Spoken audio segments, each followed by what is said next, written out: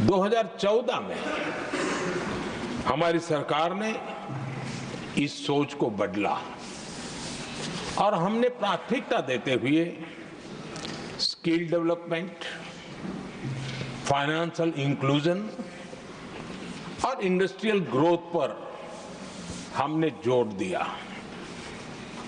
हमने पीएम विश्वकर्मा योजना बना करके समाज का वो तबका जिसके बिना समाज की रचना ही संभव नहीं है और हर गांव में छोटे छोटे रूप में बिखरे हुए समाज, जो पारंपरिक कार्य करने वाले हमारे विश्वकर्मा भाई बहन, लोहार हो, कुम्हार हो, समाज के सोनार हो, ऐसे सारे जो वर्ग के लोग हैं, पहली बार देश में उनके लिए कोई चिंता हुई और उनको ट्रेनिंग देना, टेक्नोलॉजिकल अपग्रेडेशन के लिए नए औजार देना, डिजाइनिंग में उनको मदद करना, आर्थिक सहायता करना, उनके लिए बाजार उपलब्ध कराना, ये सारों दिशाओं में एक विशेष काम हमने अभियान चलाया हुआ है।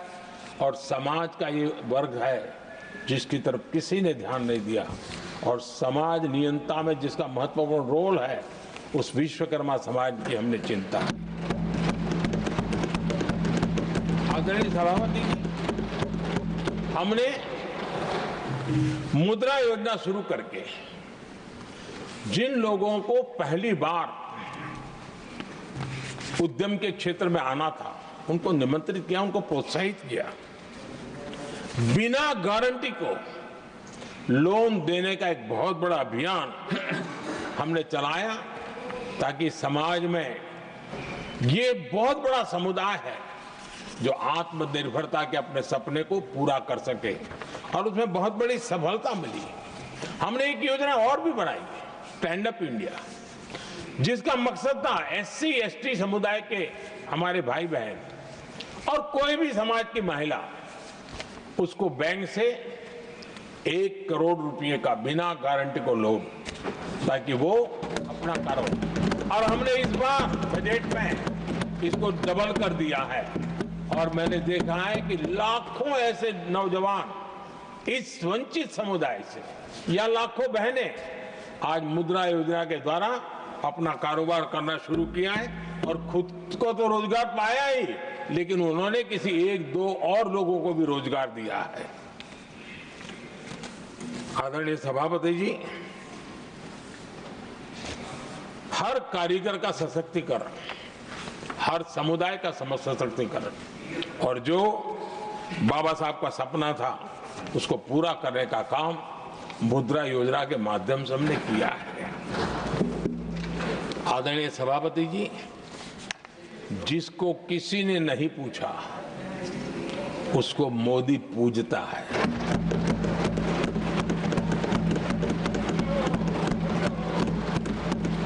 गरीब, वंचित, उसकी का कल्याण, ये हमारी प्राथमिकता है।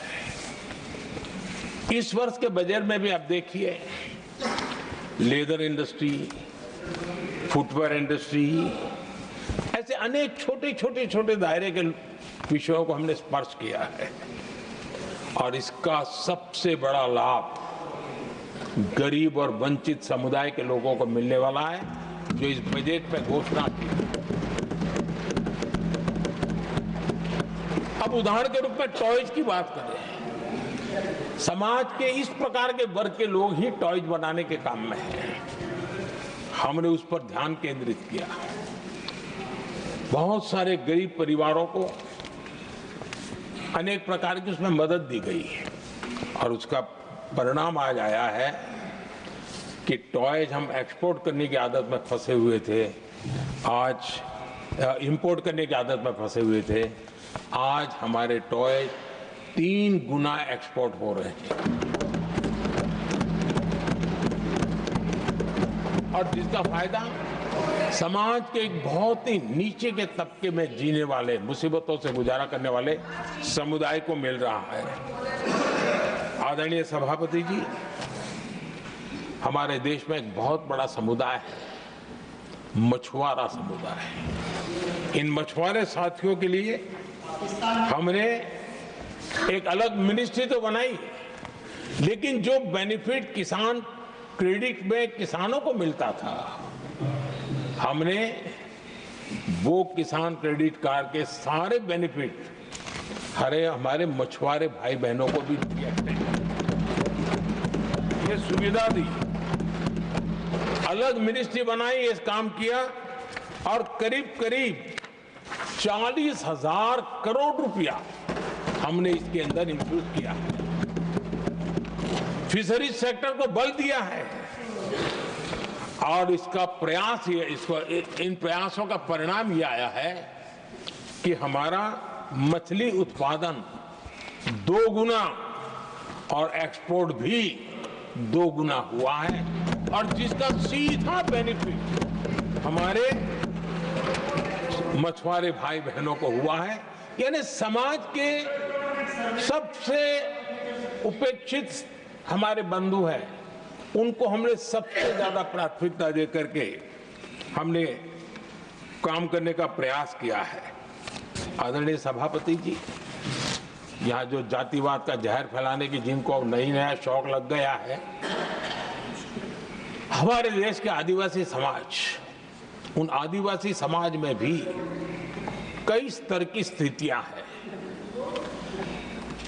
कुछ समूह ऐसे हैं जिनकी संख्या बहुत कम है और जो करीब देश में 200-300 जगह पे बिखरे हुए हैं और कुल आबादी उनकी बहुत कम है, लेकिन वो ऐसे उपेक्षित रहे हैं, उनकी बारीकियों को जाने तो दिल दहलाने वाली बात है। और मेरा सद्भाग्य रहा कि राष्ट्रपति जी से इस विषय में मुझे काफी गाइडेंस मिला, क्योंकि उस समाज को काफी निकट से राष्ट्रपति जी जानती है। और उसी में से आदिवासी समाज में भी बहुत वंचित अवस्था में जीने वाला एक जो छोटा तबके के लोग व बिखरे पड़े लोग हैं, उनको विशेष रूप से योजना में लाने का प्रयास हुआ और हमने पीएम जनमन योजना बनाई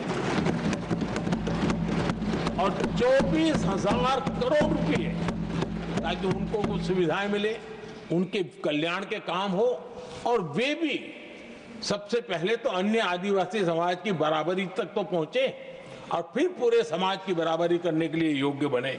उस दिशा में हमने काम किया है। आदरणीय सभापति जी, समाज के अलग अलग तबकों की चिंता तो की है। हमने देश के अलग अलग भूभाग में भी कुछ ऐसी स्थितियां हैं कि जिसमें बहुत पिछड़ापन है। जैसे हमारे सीमावर्ती गांव, उनको बैकवर्ड विलेज करके छोड़ दिया गया था, आखिरी गांव करके छोड़ दिया गया था। हमने सबसे पहले मनोवैज्ञानिक परिवर्तन लाया। हम ये जो दिल्ली पहले और बाद में सब धीरे धीरे जो जाए दूर जाता जाए आखिर चला जाए, हमने बदल दिया। हमने तय किया कि सीमा पर जो लोग हैं वो पहले और वो अंदर की तरफ आता जाए। जहां सूरज की किरण सबसे पहले आती है और जहां सूरज की आखिरी किरण भी जिनके पास होती है, ऐसे आखिरी गांव उनको हमने फर्स्ट विलेज के रूप में विशेष दर्जा देते हुए, विशेष योजना बनाते हुए हमने उनके विकास के कामों को इतना ही नहीं, उसको प्राथमिकता इतनी दी कि मैंने पिछले टर्म में मंत्री परिषद के साथियों को ऐसे दूर दराज के गांवों में 24 घंटे रुकने के लिए भेजा था और -15 डिग्री वाले कुछ विलेजेस थे, वहां भी हमारे मंत्री वहां जाकर के रुके थे, उनको समझने का, उनकी समस्याओं के समाधान के लिए प्रयास किया था। और हमने 15 अगस्त 26 जनवरी में जो मेहमान बुलाते हैं, उसमें भी ये जो सीमा पर बसे हुए हमारे पहले विलेज है, आज उनके प्रधानों को हम 26 जनवरी 15 अगस्त को बुलाते हैं। राष्ट्रपति जी के यहाँ एट होम में होते हैं, क्योंकि हमारी कोशिश है सबका साथ सबका विकास, और इसलिए खोजते रहते हैं कि हम किसको अभी भी पहुंचना बाकी है, चलो जल्दी करो।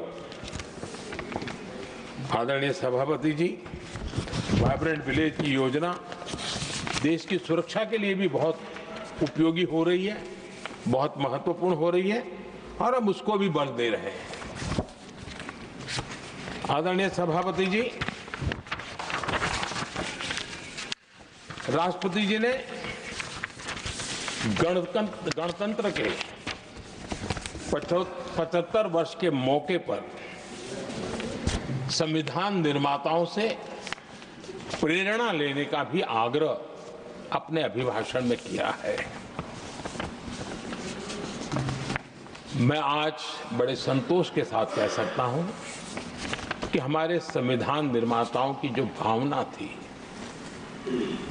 उसी का आदर करते हुए, उसी से प्रेरणा लेते हुए हम आज आगे बढ़ रहे हैं।